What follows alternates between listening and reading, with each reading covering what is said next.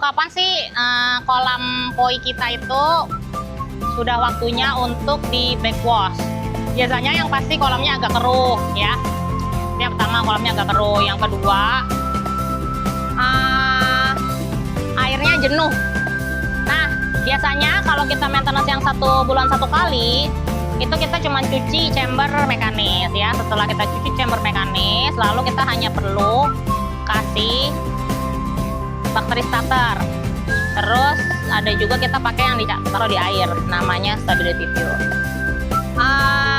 Habis itu ya biasa ya dikasih garam. Nah jangan ketakutan kalau misalnya garamnya dikasih ke ikan, kebanyakan nanti ikannya jadi ikan asin. Enggak ya, ikannya akan tetap jadi ikan koi.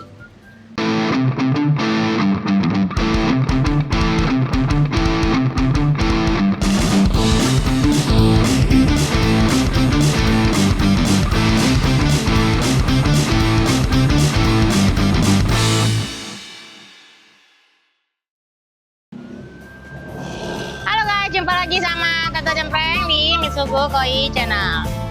Di konten hari ini Tante mau kasih tahu kapan sih kolam koi kita itu sudah waktunya untuk di backwash atau untuk di maintenance ya. Jadi kalau misalnya pertama, biasanya yang pasti kolamnya agak keruh ya.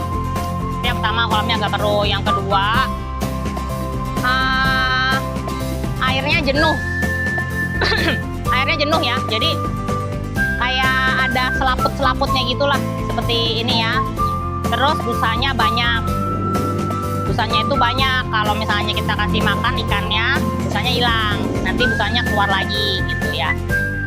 Nah terus habis itu tanda-tandanya kolam kita harus di maintenance. Sebenarnya berapa lama sih kita harus membackwash dan memaintenance kolam kita? Kalau kita nggak pernah tambah-tambah ikan, kalau kolamnya tidak full, tidak penuh ya sesuai kapasitasnya, itu kita hanya perlu 1 bulan sekali untuk melakukan backwash. Backwash ya, backwash itu artinya hanya mencuci kolam yang chamber yang medianya mekanis.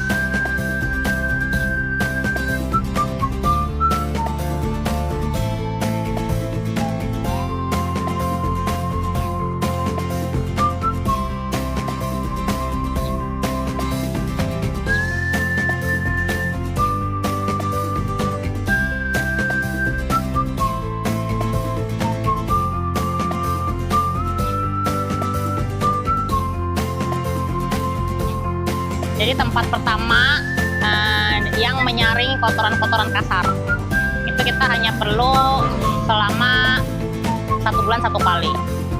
Nah terus kalau cuci semua chamber itu kapan waktunya?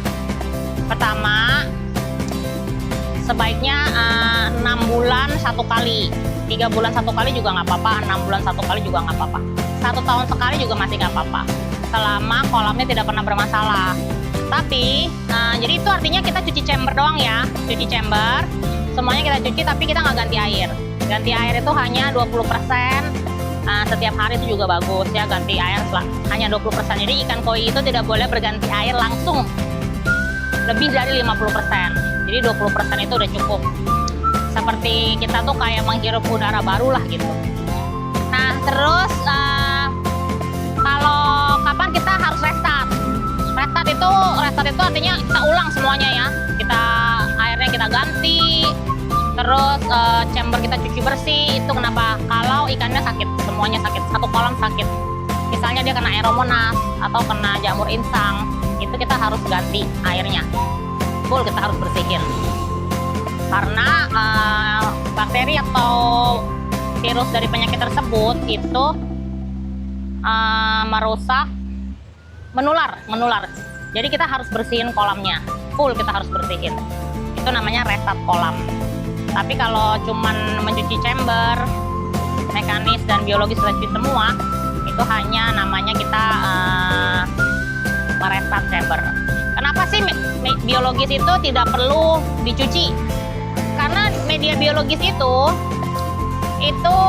isinya adalah rumah bakteri. Dia jadi rumah bakteri untuk mengurai kotoran dan amonia ikan ya, gitu. Biasanya kalau kita maintenance yang 1 bulan 1 kali, itu kita cuma cuci chamber mekanis ya. Setelah kita cuci chamber mekanis, lalu kita hanya perlu kasih bakteri starter. Bakteri starter kita ada 2 di sini, ada probio bisa, ini juga bagus. Buat karantina ikan juga bagus. Jadi kalau ikan baru datang di karantina pakai ini juga sangat bagus ya. Terus ada juga kita pakai yang ditaruh di air, namanya Stability Pure.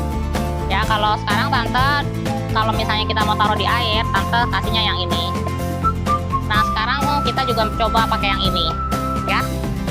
Bakteri starter itu untuk menumbuhkan bakteri baik. Nah bakteri baik ini tuh yang akan membuat dan mengurai kolam menjadi lebih bening, gitu, ya. Habis itu ya biasa ya dikasih garam. Nah kasih garam ikan itu takarannya berapa sih? Takaran garamnya itu adalah 3 kilo per ton air. 3 kilo per ton air. Itu kalau untuk maintenance ya. Tapi kalau misalnya untuk mengobati ikan, takarannya adalah 5 kilo per ton air. Nah, jangan ketakutan kalau misalnya garamnya dikasih ke ikan, kebanyakan nanti ikannya jadi ikan asin. Enggak ya, ikannya akan tetap jadi ikan koi. Fungsi garam itu adalah membuat badan ikan itu tetap berlendir. Ikan itu dikatakan sehat apabila badannya tetap berlendir, ya. Jadi kalau kulit badan ikannya itu kesat atau kasar, itu tanda-tanda bahwa ikannya sakit, ya.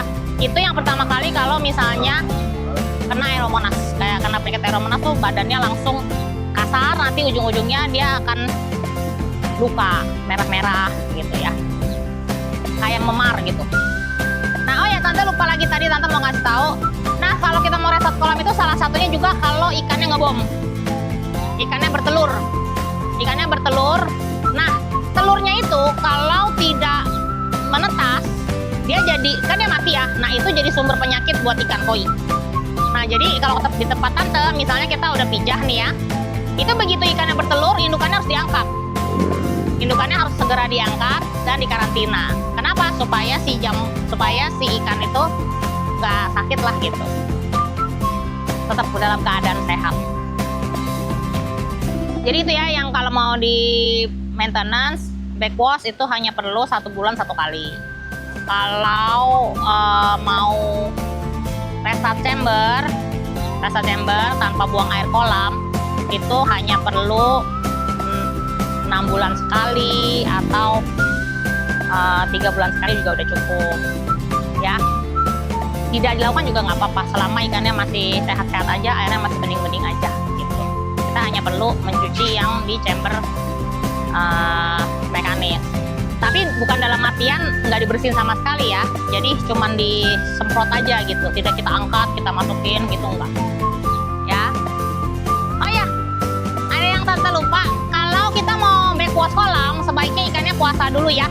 Jadi misalnya hari ini kita mau backwash, maka dia puasa sehari sebelumnya.